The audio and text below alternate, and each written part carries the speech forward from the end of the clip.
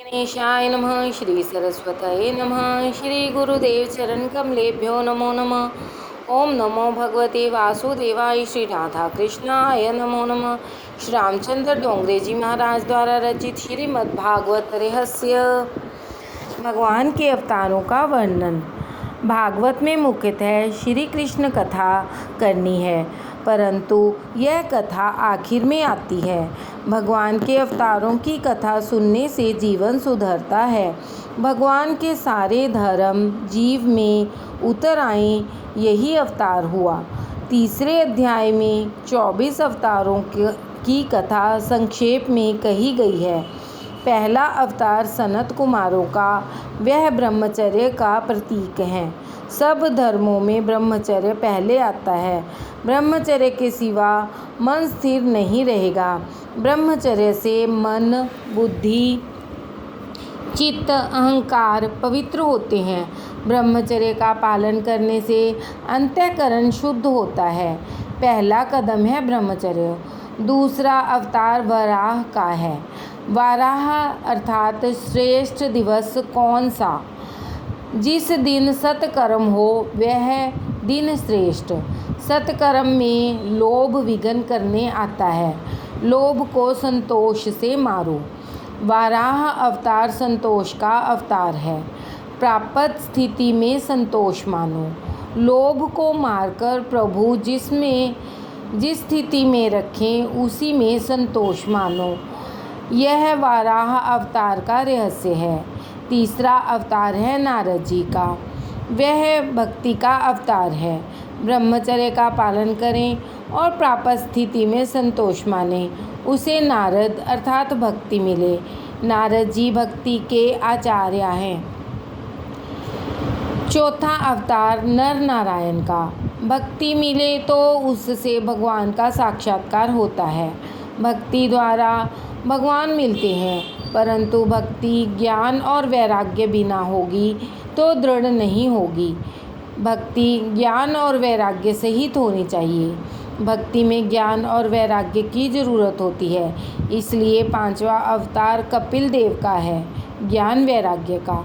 वैराग्य को जीवन में उतारो और ज्ञान और वैराग्य के साथ भक्ति आएगी तो भक्ति सदा के लिए स्थिर रहेगी।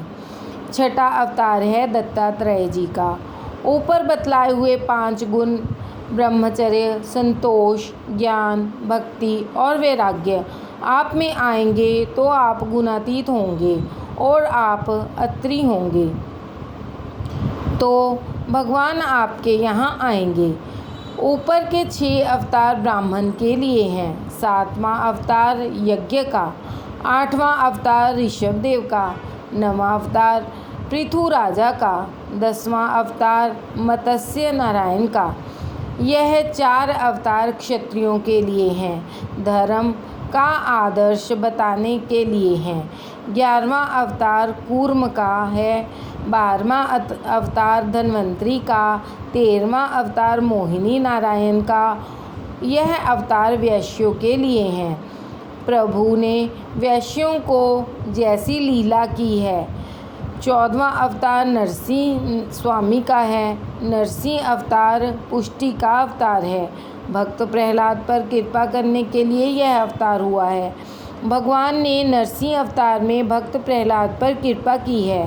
प्रहलाद जैसी दृष्टि से देखेंगे तो स्तंभ में भी भगवान का दर्शन होगा। ईश्वर सर्वव्यापक हैं, ऐसा केवल बोलो नहीं, उसका अनुभव करो, फिर तुमसे पाप नहीं होगा। संत भी व्यवहार करते हैं। जब तक शरीर है तब तक व्यवहार करना पड़ता है। ईश्वर को मनुष्य मन शक्ति और बुद्धि शक्ति से जीत नहीं सका, केवल प्रेम से ही जीत सका है। यशोदा के प्रेम के सामने श्री कृष्ण दुर्बल बनते हैं और बंध जाते हैं। बालक के प्रेम के सामने माता का बल दुर्बल होता है। प्रेम के सामने शक्ति दुर्बल बनती है।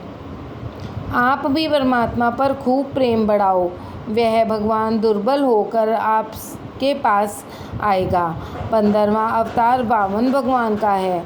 जो पूर्ण निष्काम है, जिसके ऊपर भक्ति का नीति का छत्र है, जिससे धर्म का कवच पहना है, जिसे भगवान भी नहीं मार सके हैं, बलि राजा की तरह।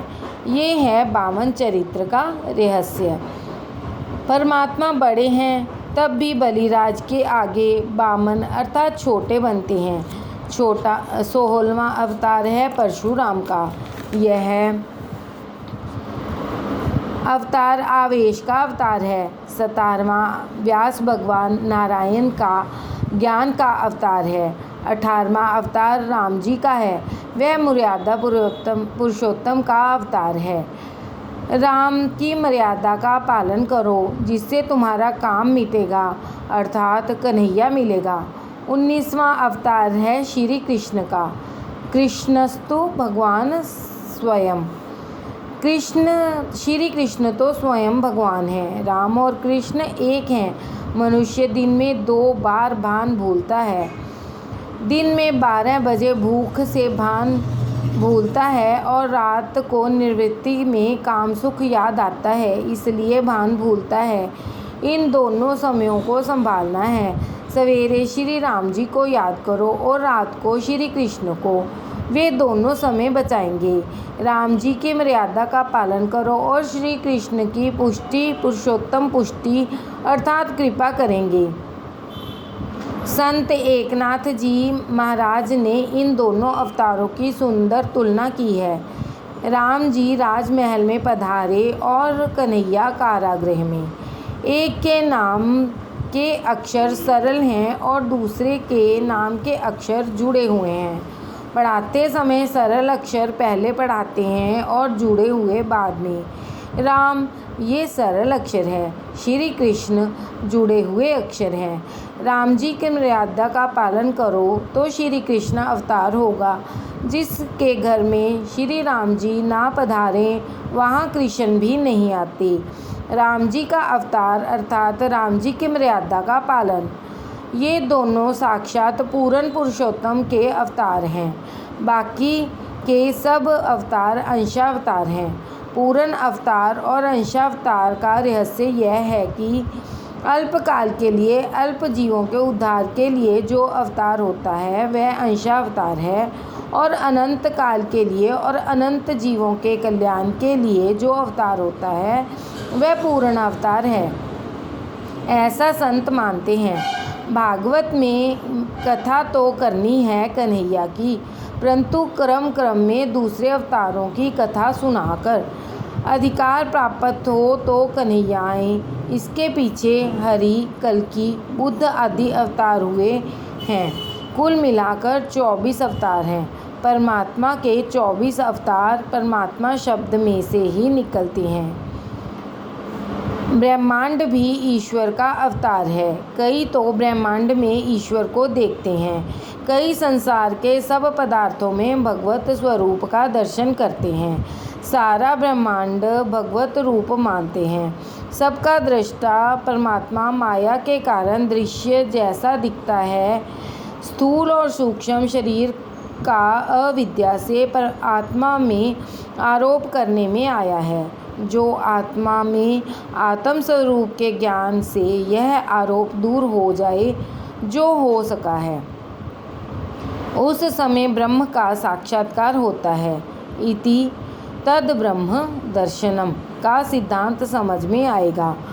भगवान वेदव्यास जी ने भगवत चरित्रों से परिपूर्ण भागवत नाम का पुराण बनाया है। भगवान श्री कृष्ण धर्म ज्ञान आदि सहित स्वधाम पधारे तो इस कलयुग में अज्ञान रूपी अंधकार से लोग अंधे हुए। उस समय भागवत पुराण का प्रकट हुआ। यह पुराण सूर्य रूप है। शुकदेव जी ने राजा परीक्षित को यह कथा सुनाई है। उस समय मैं वहाँ उपस्थित था। यथामति यह पुराण कथा मैं आपको सुनाता हूँ। शौनक जी ने पूछा, व्यास जी ने भागवत की रचना किस अभिप्राय से की और रचना करने के बाद इसका प्रचार किस तरह किया, आदि कथा हमें सुनाइए। अतिशय लोभी प्रतिपल ईश्वर का ध्यान करता है। वैसे ज्ञानी प्रतिपल ईश्वर का ध्यान करता है, स्मरण करता है। ज्ञानी एक पल भी ईश्वर से अलग नहीं रह सकता। शुकदेव जी की जन्म से ही ब्रह्माकार वृत्ति है। वे भागवत पढ़ने गए, यह हमें आश्चर्य लगता है। शुकदेव जी की प्रशंसा खूब की गई है। शुकदेव जी की देव दृष्टि थी, देह दृष्टि नहीं थी। जब तक देह दृष्टि है तब तक दुख है। शुकदेव जी स्नान करती अप्सराओं के आगे से निकले तब भी निर्विकार थे। उस समय ऐसा हुआ कि एक सरोवर में अप्सराएं स्नान करती थीं। वहाँ वे नग्न अवस्था में शुकदेव जी निकले। अप्सराओं ने पूर्ववत स्नान चालू रखा और किसी प्रकार लज्जा का अनुभव नहीं किया, कपड़े भी नहीं पहने। थोड़ी देर बाद व्यास जी वहाँ से निकले। उन्होंने कपड़े भी पहने थे, परंतु व्यास जी को देखकर अप्सराओं ने तुरंत ही अपने वस्त्र पहन लिए। व्यास जी ने इस बात को देखा तो वे आश्चर्य में पड़ गए। ऐसा क्यों हुआ? अप्सराओं से उसका कारण पूछा। उन्होंने बताया कि आप वृद्ध हैं, पूज्य हैं, पिता तुल्य हैं, परंतु आपके मन में यह पुरुष है, यह स्त्री है, ऐसा भेद है, जबकि शुकदेव जी के मन में ऐसा कोई भेद नहीं है। शुकदेव जी केवल ब्रह्म ज्ञानी नहीं हैं, ब्रह्म दृष्टि रखकर घूमते हैं। शुकदेव जी की अभेद दृष्टि सिद्ध हो चुकी है। उन्हें यह खबर नहीं कि यह स्त्री है, वह पुरुष है। संत के दर्शन करने वाला भी निर्विकारी बनता है। शुकदेव जी के दर्शन करके अप्सराएं भी निर्विकारी बनी हैं, निष्काम हुई हैं। अप्सराओं को लगा कि धिक्कार है हमें, इस महापुरुष को तो देखो, यह महापुरुष प्रभु प्रेम में कैसे पागल बने हैं। जनक राजा के दरबार में एक समय शुकदेव जी और नारद जी पधारे। शुकदेव जी ब्रह्मचारी हैं और ज्ञानी हैं, नारद जी भी ब्रह्मचारी हैं और भक्ति मार्ग के आचार्य हैं। दोनों महापुरुष हैं, मगर इन दोनों में श्रेष्ठ कौन? जनक राजा समाधान नहीं कर सके। परीक्षा महापुरुष किए बिना कैसे फैसला हो? राजा जनक की रानी सुनैना ने निश्चय किया कि मैं दोनों की परीक्षा करूंगी। सुनैना रानी दोनों को अपने घर बुलाया और झूले पर बिठाया। उसके बाद सुनैना रानी श्रृंगार सज के आई और झूले पर उन दोनों के बीच बैठ गई। इससे नारद जी को कुछ संकोच हुआ। मैं बाल ब्रह्मचारी हूँ, मुझे जैसे तपस्वी का इस स्त्री से स्पर्श हो गया और कहीं मेरे मन में विकार आ गए तो इस विचार से वे कुछ दूर हट गए। परंतु शुकदेव जी को वहाँ आकर कोई बैठा है यह भान भी नहीं।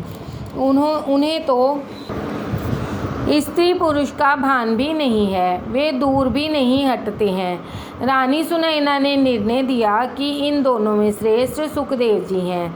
इनको तो स्त्रीत्व और पुरुषत्व का भी भान नहीं है। स्त्रीत्व और पुरुषत्व का भान न जाए तब तक ईश्वर नहीं मिलते। स्त्रीत्व और पुरुषत्व का भान भूले तभी भक्ति सिद्ध हुई मानो। शुकदेव जी को स्त्री में स्त्रीत्व नहीं दिखता, उनको तो सब में ब्रह्मभान हो गया है, सब में ब्रह्म दिखता है। तब तक पुरुषत्व और स्त्रीत्व स्मरण है, तब तक काम है। जब तक यह स्मरण जाता है तब काम जाता है, अर्थात काम मरता है। ब्रह्मचर्चा करने वाले सुलभ हैं, ब्रह्मज्ञानी सुलभ नहीं हैं। शुकदेव जैसी दृष्टि रखने वाले सुलभ नहीं हैं। ब्रह्म दृष्टि रखना कठिन है। ऐसे पुरुष को तो भागवत पढ़ने की जरूरत नहीं है, फिर भागवत पढ़ने क्यों गए? शुकदेव जी भी भिक्षावृत्ति के लिए बाहर निकलते हैं तो भी गोदोहन काल से अर्थात 6 मिनट से अधिक कहीं भी नहीं रुकते। फिर भी 7 दिन तक बैठकर उन्होंने यह कथा राजा परीक्षित को कैसे सुनाई।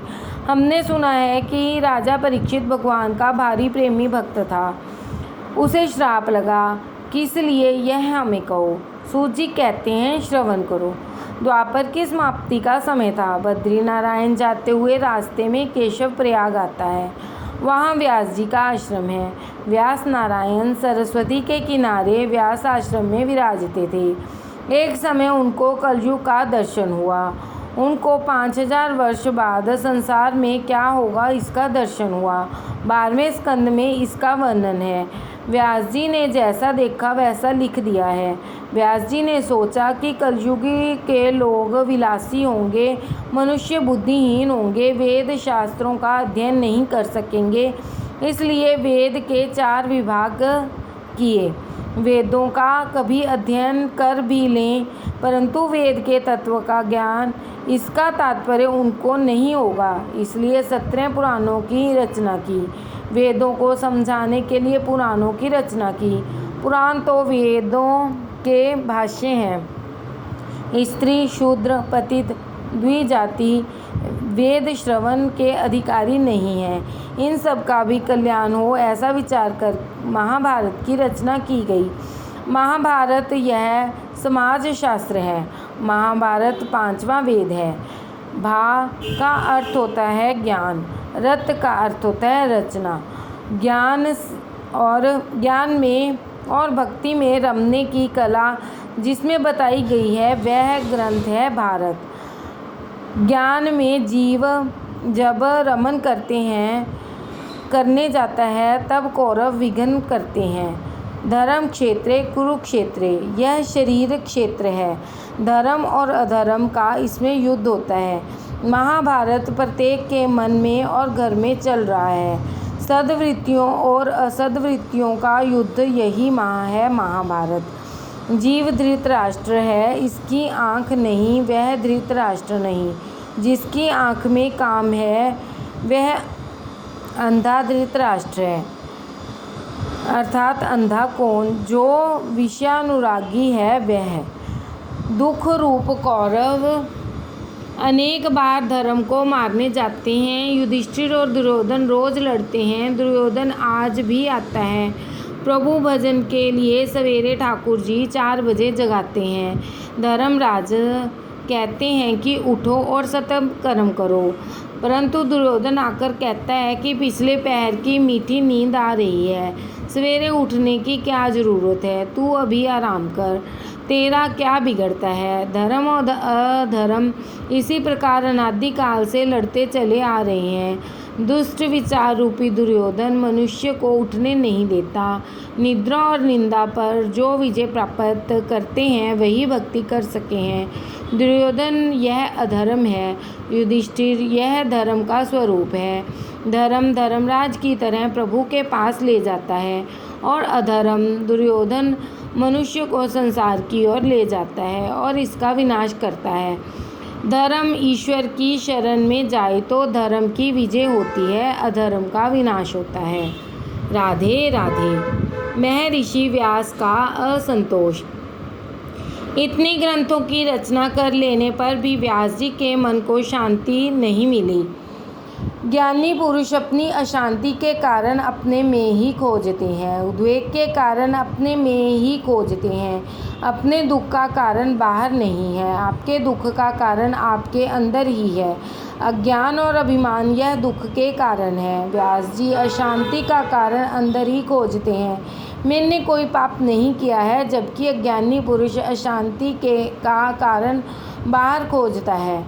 वह बाहर के कारणों में ही अशांति का मूल पाता है। लोग किए हुए पुण्यों को फिर याद करते हैं, परंतु किए हुए पाप को कोई याद नहीं करता, पाप का कोई विचार नहीं करता। व्यास जी को चिंता हुई कि मेरे हाथों से कोई पाप तो नहीं हुआ है। नहीं, मैं निष्पाप हूँ, परंतु मेरे मन में कुछ खटकता है। मेरा कोई ना कोई काम अधूरा रह गया है। मनुष्य को अपनी भूल जल्दी नहीं मिलती, इसीलिए तो कहा गया है, कृपा भई तब जानिए जब दिखे अपना दोष। जगत के किसी भी जीव का दोष नहीं देखो, अपने मन को सुधारो। जो कोई आपकी भूल बताए तो उसका उपकार भूलना नहीं। व्यास जी ज्ञानी हैं, फिर भी अपने को निर्दोष नहीं मानते। मनुष्य का सबसे बड़ा दोष यही है कि वह अपने को निर्दोष मानता है। निर्दोष एक परमात्मा ही है। ब्रह्मा जी की सृष्टि गुण और दोषों से रहित नहीं है। दैवी सृष्टि और आसुरी सृष्टि अनादिकाल से चली आ रही है। व्यास जी सोचते हैं कि मुझे कोई संत मिले जो मेरी भूल मुझे दिखाए। सत्संग बिना मनुष्य को अपने दोषों का भान नहीं होता। सत्संग में मनुष्य को अपनी भूल सूझती है। व्यास जी के संकल्प से परमात्मा ने नारद जी को उसके पास जाने की प्रेरणा दी। कीर्तन करते करते नारद जी वहां आ पहुँचे। गंगा जी को आनंद हुआ। महापुरुषों के मिलने से कथा गंगा प्रकट होगी, अनेक जीवों का उद्धार होगा। आज गंगा जी शांत हैं ताकि इन दो महापुरुषों के सत्संग में विघ्न ना पड़े। यह माँ वैष्णव मेरे कृष्ण की कथा करेंगे और उस कथा से अनेक जीवों का कल्याण होगा। नारद जी ने व्यास जी से कुशलता का समाचार पूछा और फिर कहा, मैं तो आपको अभिनंदन देने आया हूँ, परंतु आपको चिंता में देखकर आश्चर्य हो रहा है। मुझे लगता है कि आप किसी गहरी चिंता में हैं, आप आनंद में नहीं हैं। व्यास जी ने कहा कि आपकी परीक्षा सच्ची है। मेरी कोई भूल हुई है, परंतु मेरी यह भूल मुझे समझ नहीं आ रही है। कृपा करके आप मुझे मेरी भूल समझा दें। सनातनस्य न न्यूनमलं विचक्ष्व। मुझ में जो अपूर्णता है आप इस पर विचार और मुझे बताओ, मेरी भूल मुझे बताओ, आपका बहुत उपकार होगा। व्यास जी की विवेक बुद्धि देखकर नारद जी को आनंद हुआ। नारद जी ने कहा, महाराज आप नारायण के अवतार हैं, आपसे कोई भूल हो ही नहीं सकती है। आप ज्ञानी हैं, आपसे कोई भूल नहीं हुई है। फिर भी आप आग्रह करते हैं तो मैं एक बात कहता हूँ। आपने ब्रह्मसूत्र के भाष्य में वेदांत की खूब चर्चा की है, आत्मा अनात्मा का बहुत विचार किया है, योग सूत्र और भाष्य में योग की बहुत चर्चा की है, समाधि में भेदों का बहुत वर्णन किया है, परंतु धर्म ज्ञान और योग का आधार श्री कृष्ण है। इन सब की आत्मा श्री कृष्ण है। उनकी कथा का आपने प्रेम पूर्वक वर्णन नहीं किया है। आपने भगवान का निर्मल यशपूर्ण की रीति से प्रेम का वर्णन नहीं किया है। मानता हूँ कि जिससे भगवान प्रसन्न न हो वह शास्त्र और ज्ञान अपूर्ण ही है। कलयुग के जीवों का उद्धार करने के लिए आपका जन्म हुआ है। आपके इस अवतार का कार्य अभी तक आपके हाथ से पूरा नहीं हुआ है, इसलिए आपके मन में खटका है। ज्ञानी पुरुष भी परमात्मा के प्रेम में पागल न हो जाएं, तब तक उनको आनंद नहीं मिलता है। प्रभु मिलन के लिए जो आतुर नहीं होता उसका ज्ञान किस काम का। कलयुग में भोगी जीव आपका ब्रह्मसूत्र आदि नहीं समझ सकेंगे। कलयुग के विलासी मनुष्य आपके गहन सिद्धांत किस प्रकार समझ सकेंगे। आपने तो योग आदि की खूब चर्चा की है, परंतु भगवान की लीलाओं और कथाओं का आपने प्रेम से विस्तार पूर्वक वर्णन नहीं किया है। प्रेम रहित ज्ञान की शोभा नहीं है। परमात्मा जिसे अपना मानते हैं उसी को अपना असली स्वरूप दिखाते हैं। परमात्मा ने अपना नाम तो प्रकट रखा है, परंतु अपना स्वरूप छिपा रखा है। जब परमात्मा के अपने प्यारे भक्त उसकी बहुत भक्ति करते हैं तब परमात्मा उनको अपने स्वरूप का दर्शन कराते हैं। सामान्य मनुष्य भी जहाँ प्रेम होता है वहाँ अपना स्वरूप प्रकट करता है। बाहर के मनुष्य को देखने पर कोई दिल खोलता नहीं है। जिसके लिए प्रेम होता है उसको तो बिना पूछे सब बता देता है। मनुष्य परमात्मा के साथ प्रेम नहीं करता, इसलिए वह प्रभु का अनुभव नहीं कर पाता। बड़ा ज्ञानी होने पर भी जब तक परमात्मा से प्रेम नहीं करता तब तक उसे परमात्मा का अनुभव नहीं होता है। जूतों से, कपड़ों से, पैसों से प्रेम करता है वह कोई ज्ञानी कहलाता है। आजकल लोग पुस्तकें पढ़कर ज्ञानी बन जाते हैं, उनको गुरु की सेवा नहीं करनी पड़ती, उनको ब्रह्मचर्य पालने की ज़रूरत नहीं लगती। श्री कृष्ण की लीलाओं और कथाओं को आपने प्रेम से गान नहीं किया, इसलिए आपको दुख होता है। यही तुम्हारी अशांति का कारण है। ज्ञान की शोभा प्रेम से है, भक्ति से नहीं। जो सर्व में भगवत भाव न जागे तो वह ज्ञान किस काम का। श्री कृष्ण प्रेम में पागल बनोगे तो शांति मिलेगी। आपने प्रेम में पागल होकर कृष्ण कथा का परिपूर्ण वर्णन नहीं किया है। जीव से ईश्वर दूसरा कुछ नहीं मांगता, केवल प्रेम चाहता है। कलयुग के मनुष्यों को स्नान के लिए गर्म पानी नहीं मिलता तो वह गुस्से से पागल हो जाता है। ऐसे मनुष्य योग क्या सिद्ध करेंगे? जिसकी भोग में आसक्ति है उसकी तंदुरुस्ती नहीं रहती। द्रव्य में जिसकी आसक्ति है उसका मन ठीक नहीं रहता। ऐसे मनुष्य से योग सिद्ध नहीं होता। चित्तवृत्ति के निरोध को योग कहते हैं। इसे सिद्ध करना मुश्किल है। बातें ब्रह्म ज्ञान की करें, प्रेम पैसे से करें, उसे परमात्मा नहीं मिलता, उसे आनंद नहीं मिलता। तो अब आप ऐसी कथा करो कि जिससे सबको प्रभु के प्रति प्रेम जागे। ऐसी दिव्य कथा करो, ऐसा प्रेम शास्त्र रचो कि जिसमें सब कृष्ण प्रेम में पागल बने। कथा सुनने वालों को कन्हैया प्यारा लगे, संसार की उपेक्षा करें। ऐसी कथा करेंगे तो आपको शांति मिलेगी। राधे राधे।